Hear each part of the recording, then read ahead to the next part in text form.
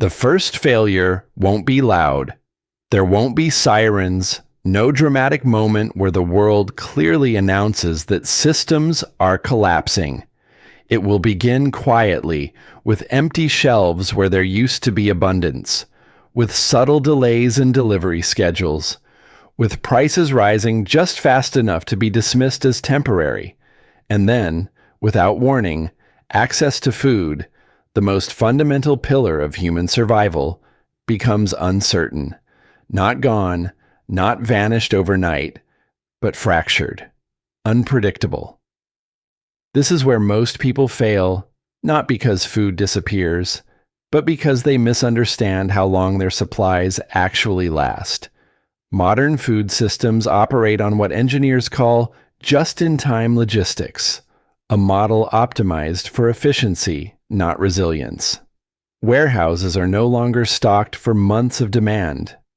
Instead, inventory turnover is rapid, often measured in days.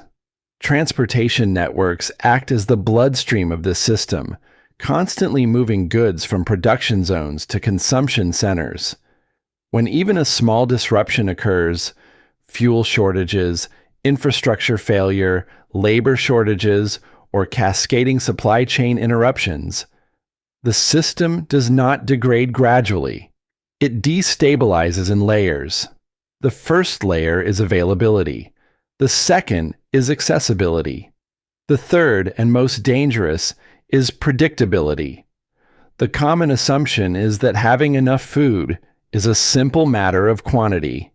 People stockpile calories without understanding metabolic requirements, storage degradation, or distribution efficiency within their own environment.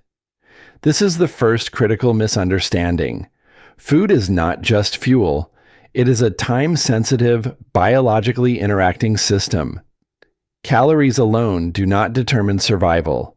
Micronutrient balance, hydration ratios, and energy expenditure all interact dynamically. When individuals prepare incorrectly, they create an illusion of security, a stockpile that appears sufficient but collapses under real-world conditions. The hidden principle begins with energy density versus metabolic sustainability. High-calorie foods like refined grains or sugars provide immediate energy but lack the micronutrients necessary for long-term physiological function. In a crisis, the human body shifts into adaptive states, increasing stress hormone production and altering digestion efficiency. Without sufficient vitamins such as B-complex and minerals like sodium and potassium, the body's ability to utilize stored calories degrades. This means that a person with thousands of calories stored can still enter functional decline within days if those calories are nutritionally incomplete. Scientific studies on disaster populations consistently reveal a pattern. Malnutrition emerges not from starvation alone, but from imbalance. After major supply disruptions, populations consuming limited food diversity exhibit rapid declines in immune response, cognitive clarity, and physical endurance. This is not theoretical. It has been documented in post-disaster zones, refugee conditions, and prolonged isolation scenarios. The body requires a baseline intake of essential nutrients to maintain cellular repair processes. Without this, caloric intake becomes inefficient, leading to accelerated fatigue and increased susceptibility to illness. Water further complicates this equation. Many stored foods, particularly grains and dehydrated products, require water for preparation. The hidden cost of food storage is hydration demand. Cooking rice, for example, can require up to 3 times its volume in water. In a compromised environment where water access is limited or contaminated, this becomes a critical vulnerability. The mistake is assuming food and water are separate systems. In reality, they are interdependent. A food strategy that does not account for water consumption is structurally unstable. Then comes the issue of caloric burn under stress conditions. In controlled environments, an average adult may require 2,000 to 2,500 calories per day. In a survival scenario, this baseline shifts dramatically. Increased physical activity, psychological stress, and environmental exposure can elevate caloric needs by 30 to 70%. This means that a 30-day food supply calculated under normal conditions may only last 18 to 20 days under stress.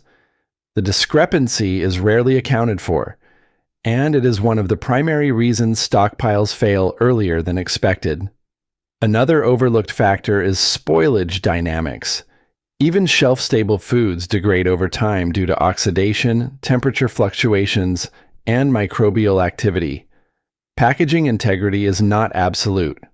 Oxygen permeation through plastic, microscopic breaches in seals, and environmental humidity all contribute to gradual nutrient loss. Fats become rancid, vitamins degrade, and protein structures break down. The food may still be edible, but its nutritional value declines, further compounding the problem of imbalance. Historical data provides clear evidence of these patterns. During prolonged supply disruptions in various regions, populations that relied heavily on stored staples without diversification experienced higher rates of deficiency-related conditions. Conversely, groups that incorporated even minimal variation through preserved vegetables, legumes, or alternative protein sources maintained significantly better health outcomes. The difference was not abundance, but strategy. This leads to the core survival implication. Effective rationing is not about restriction, it is about optimization. The goal is not simply to make food last longer, but to maintain functional capacity for as long as possible. This requires a shift from thinking in terms of days of supply to thinking in terms of metabolic stability. Every calorie consumed must serve a purpose beyond immediate energy. It must contribute to sustaining the body's ability to operate under stress. As conditions deteriorate, the margin for error shrinks. Small inefficiencies compound rapidly. A miscalculation in water usage leads to dehydration, which reduces physical performance, which increases caloric burn, which accelerates food depletion. This cascading effect is what transforms manageable shortages into critical survival threats. It is not a single failure, but a chain reaction. And this is where the escalation begins. Because once the system moves beyond predictability, rationing is no longer a static plan. It becomes a dynamic process requiring constant adjustment based on changing conditions. Temperature, activity level, resource availability. All must be recalculated continuously. Those who fail to adapt will consume their reserves at a rate that outpaces their ability to recover. The next phase is where most strategies break down entirely. The transition from controlled consumption to forced conservation, where decisions are no longer about efficiency, but about survival thresholds. And in that phase, the rules change completely. As the transition into forced conservation begins, the human body itself becomes the central variable in the survival equation. This is where rationing stops being a logistical problem and becomes a physiological one. The initial instinct is to reduce intake sharply, to stretch remaining supplies as far as possible. On the surface, this appears logical. Less consumption equals more time. But the reality is far more complex, and in many cases, this instinct accelerates failure rather than preventing it. When caloric intake drops below a critical threshold, the body initiates a series of metabolic adaptations designed to preserve life. Basal metabolic rate begins to decline, reducing the amount of energy required for basic functions. Hormonal shifts occur, particularly involving leptin and ghrelin, which regulate hunger and energy balance. Cortisol levels rise, increasing alertness in the short term but degrading muscle tissue over time. This adaptive response is often misunderstood as efficient conservation, but it comes at a cost. Reduced metabolism also means reduced physical capability, slower reaction times, and impaired decision-making. The misunderstanding here is the belief that the body can simply slow down without consequence. In reality, the human system is not designed for prolonged low-energy operation under stress conditions. While metabolic suppression can extend survival in a controlled environment, it becomes a liability when physical performance is required. Tasks that were once routine, carrying water, maintaining shelter, navigating terrain, become exponentially more demanding. The energy saved through reduced intake is often outweighed by the increased effort required to function in a weakened state. The hidden science lies in the balance between caloric intake and functional output. There exists a threshold where reducing food intake no longer extends survival, but instead reduces the ability to secure additional resources. This is known in survival physiology as the performance cliff. Once crossed, recovery becomes increasingly difficult. Muscle mass begins to degrade rapidly, immune function declines, and the risk of injury or illness rises sharply. At this point, even minor setbacks can become catastrophic. Evidence from controlled starvation studies and real-world crisis scenarios consistently demonstrates this pattern. Individuals who maintain a moderate, consistent intake rather than extreme restriction retain higher levels of physical and cognitive performance over time.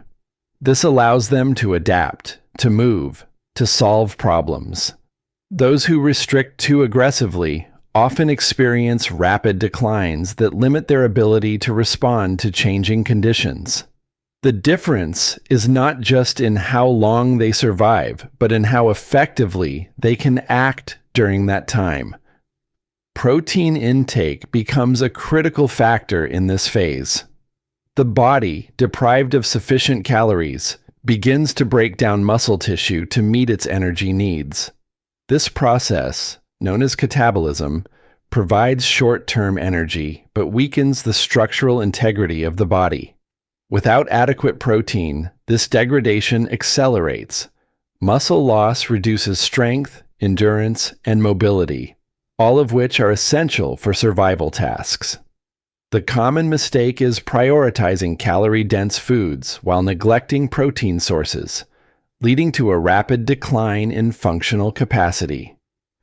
Electrolyte balance introduces another layer of complexity.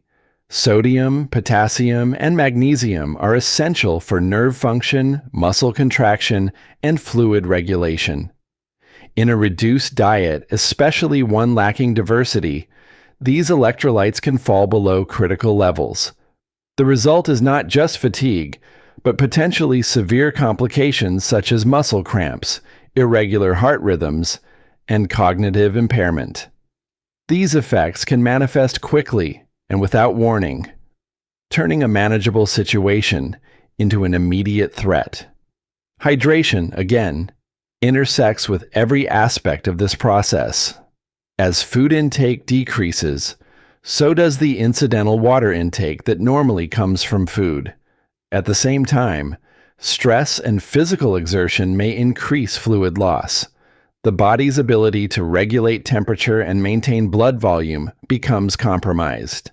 Dehydration amplifies the effects of caloric deficiency, accelerating fatigue and impairing judgment. In survival scenarios, poor decision-making is often more dangerous than resource scarcity itself. Historical famine data reinforces these mechanisms.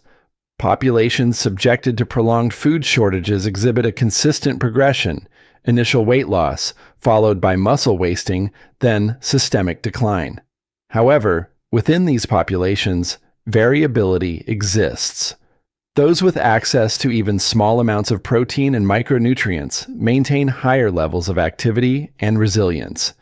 This suggests that survival is not solely determined by total caloric intake, but by the composition and timing of that intake. This leads to a critical survival implication. Rationing must be structured, not reactive. Instead of indiscriminately reducing consumption, intake should be calibrated to maintain a baseline level of performance. This may mean consuming more in the short term to preserve strength and capability, with the understanding that this enables more effective resource acquisition and adaptation. It is a counterintuitive approach, but one supported by both physiology and field data. As the situation continues to degrade, another escalation emerges: resource competition. Whether in isolated environments or populated areas, scarcity changes behavior. The predictability of access diminishes further, and the reliability of any single food source becomes uncertain. This introduces the need for redundancy, not just in storage, but in acquisition methods. Foraging, scavenging, and alternative food sourcing become necessary components of survival strategy. But these methods come with their own risks and energy costs. Foraging requires knowledge, time, and physical effort. The caloric return must exceed the energy expended, or the activity becomes a net loss. This is where many fail, engaging in high-effort, low-yield activities that accelerate depletion. The hidden principle here is efficiency of acquisition. Not all food sources are equal, and not all environments support sustainable foraging. Without accurate assessment, efforts can be wasted on resources that provide minimal benefit. At this stage, the system is no longer just unstable. It is actively hostile. Every decision carries weight. Every action has consequences that extend beyond the immediate moment. The margin for error is nearly gone. And as conditions tighten further, a new phase begins to emerge, one defined not just by scarcity, but by degradation of the environment itself. Because when the external system begins to fail at a structural level, when supply chains are not just disrupted but broken, the strategies that once worked will no longer apply, and survival will depend on something far more difficult than preparation alone: